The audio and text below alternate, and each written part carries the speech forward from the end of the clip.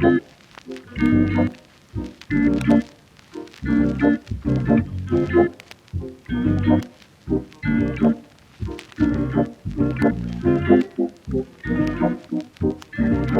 everyone, this is Angela and welcome to my channel, Angie the ENTJ.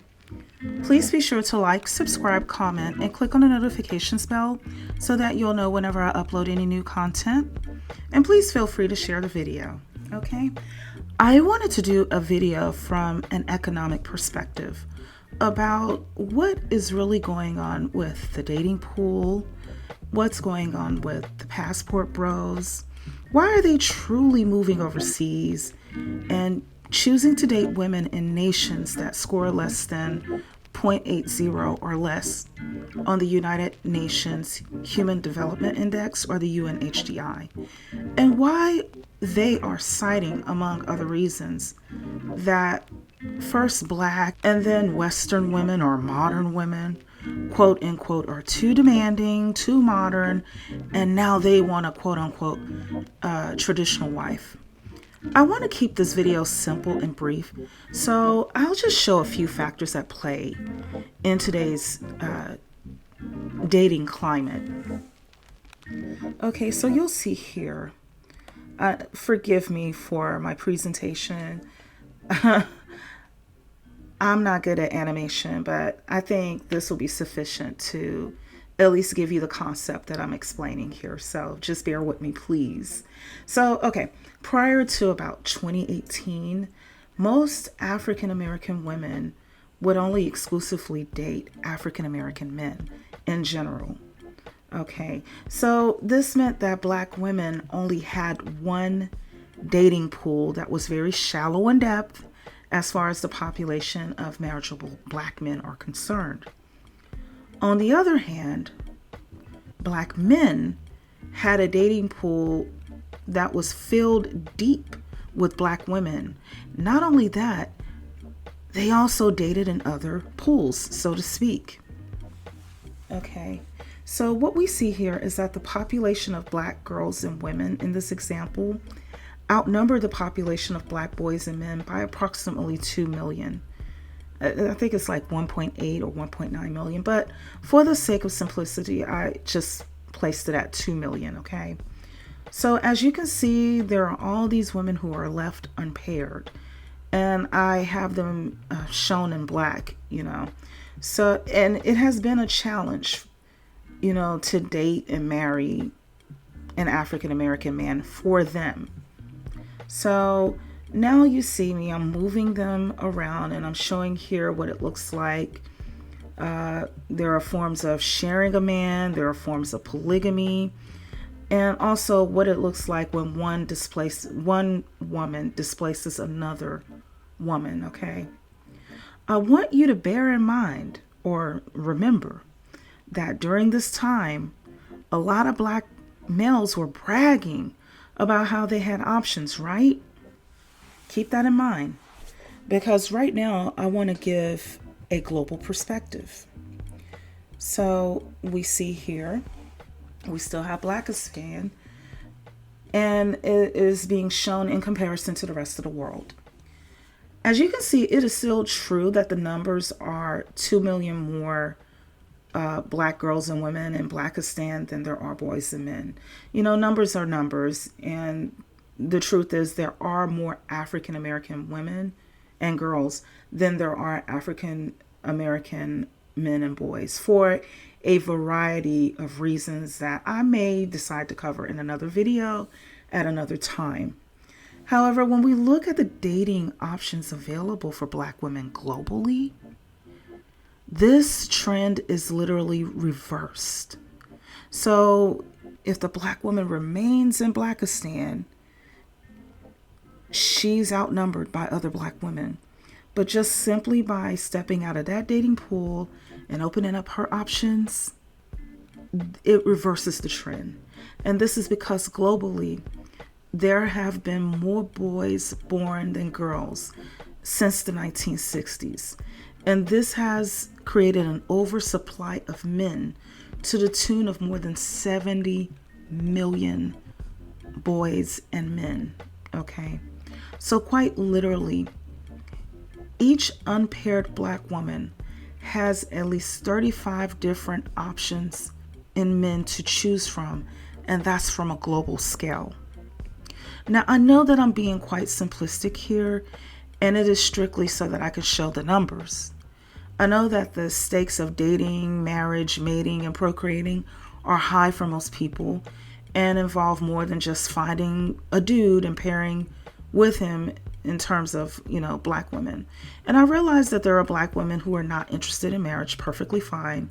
Some are not even interested in men. And again, that's perfectly fine.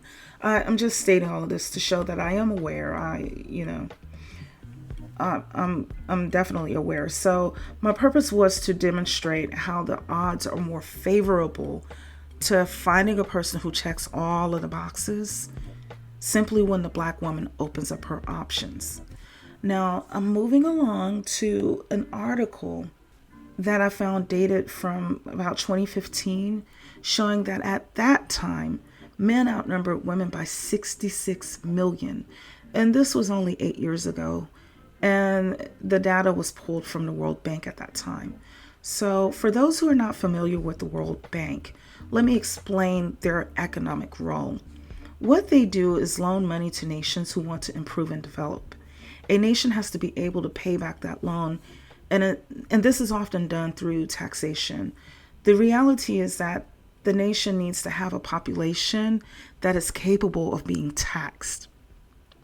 So the World Bank will make recommendations such as, hey, educate your girls and women, and they'll provide family planning solutions so that families are not overburdened with having to care for too many children all at once. And also they will assess resources that can be used to develop industries that will bring revenue into the nation.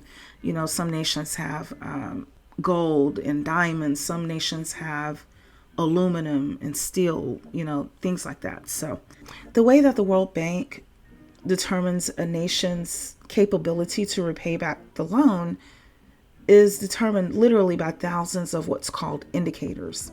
And an indicator can be something like, how educated are most of the women in the population? What percentage of the population are between the ages of 18 to 44? Why do they need to know this? Because this is when most people are in their working prime. So another indicator is, what is the average number of children born to each woman? That can be an indicator. And another indicator can be something like, how many women believe that it's all right for their husbands to slap them if they don't ask for permission first to leave their home? Now, why would the World Bank want to know something like that? Well, it's because it measures what will happen with the funds that are provided to empower women.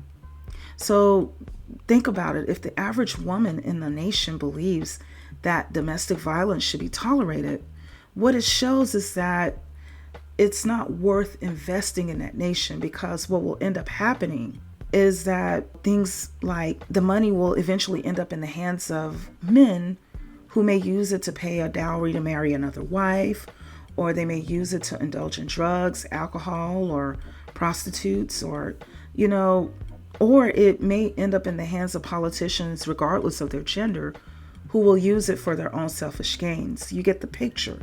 So this is why the World Bank has so many indicators. Let's add to it that the natural birth rate ratio, if not altered, would be one girl for every one boy that has been born rather.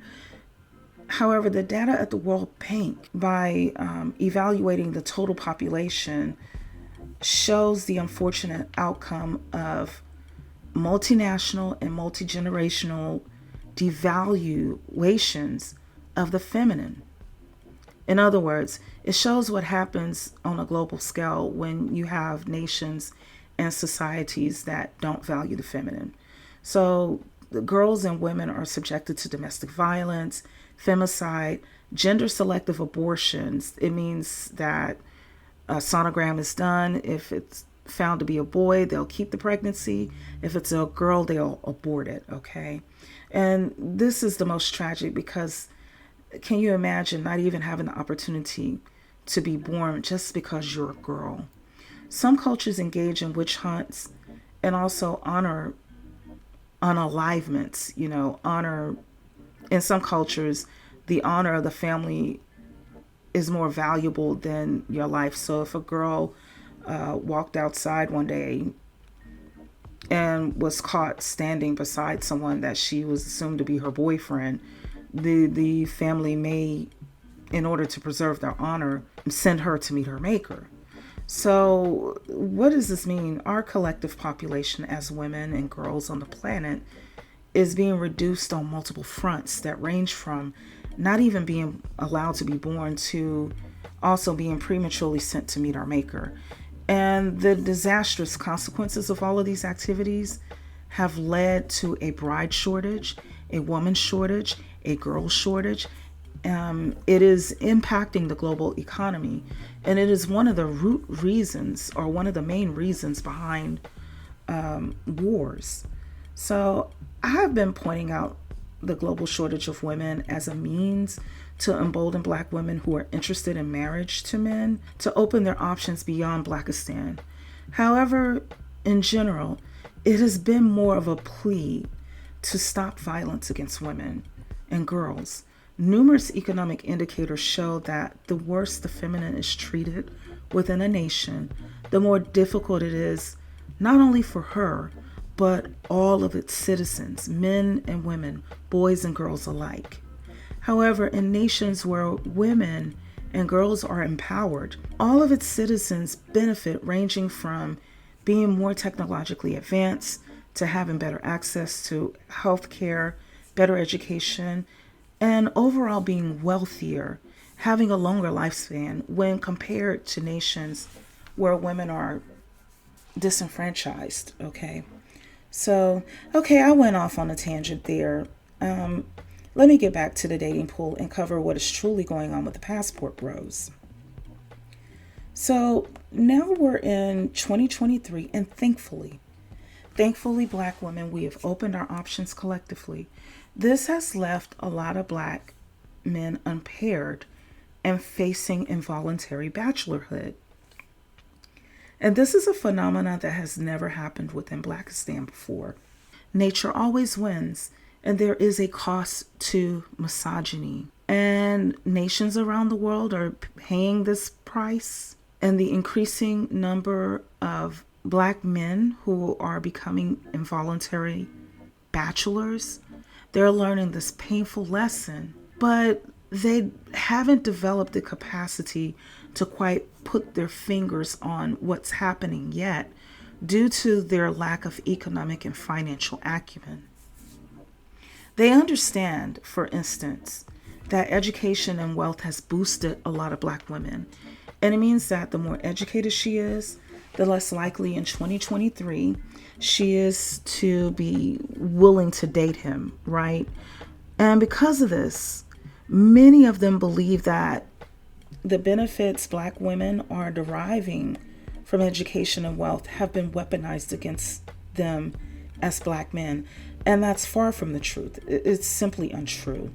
What is true is that the U.S. is a technologically advanced society, and education is the only way to maintain marketability as far as getting a job or owning a business. You cannot even get a driver's license if you cannot read. You have to be able to read in order to work at most minimum wage jobs here in the United States, because you have to be able to understand how to safely use chemicals and how to safely run equipment. The mixture of the wrong chemicals can result in injury, and not knowing how to operate equipment properly can result in losses, to limb or life. So a person who is unwilling to become educated is someone who is almost guaranteed to be attached to poverty. And this is why Black women who have swirled or practice exogamy is just a term that means, it describes relationships or marriages that are outside of one's own community. Black women find themselves dating men of different groups who are generally college educated or vastly experienced within a trade. Higher education or experience yields a higher income typically. And there is a deficit of both within the collective of Black males who are increasingly finding themselves single and lonely. So, and this is a good segue into the passport bros in particular, because think about it. While thousands upon thousands of people are walking across the rainforest of the Darien Gap on foot to get to the US and to Canada, two nations that rank within the top 25 on the United Nations Human Development Index, or the UNHDI, the passport bros, meanwhile, are migrating into nations that rank beneath the top 25 on the UNHDI in order to gain access to women who are willing to date them. Now think about it. There are men and women who are migrating into the U.S. from these parts of the world, but they're leaving the U.S. to go into those parts of the world to find women.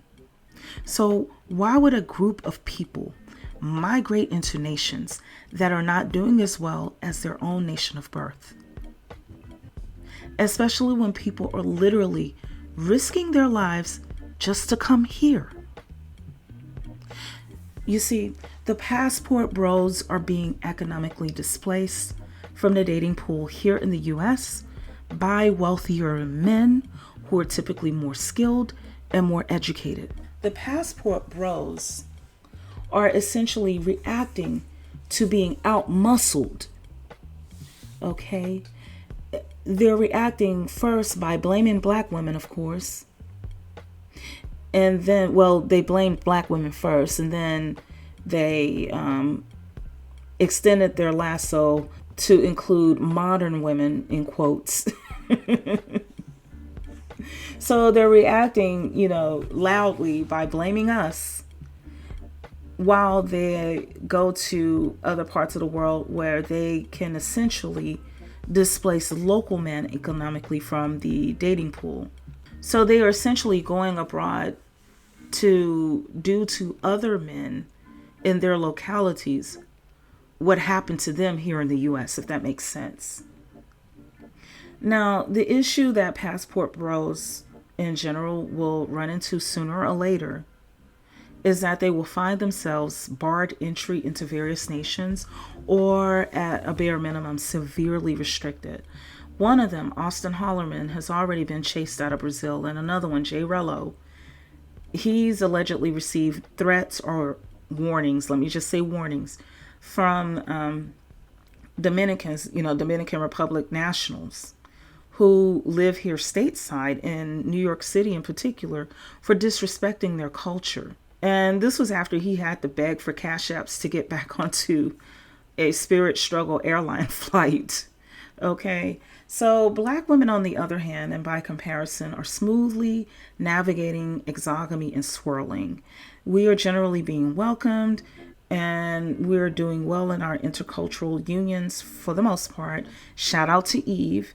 So let me know what you think, and if this helped you to truly see what is happening within the dating pool globally, as well as in the US, as well as Blackistan. I have some men who also watch my channel who also want to improve. And if that's you, especially if you're in the US, Canada, the UK, or other places that are seen as lands of opportunity, listen, I will urge you to strive to create a situation where you can abundantly, not adequately, but abundantly support a family. And this will generally mean obtaining an education that leads to a high income. So that's all I have for now. Please be sure to like, subscribe, comment, and click on the notification bell so that you'll know whenever I upload any new content. And also, please share this video. Take care until next time.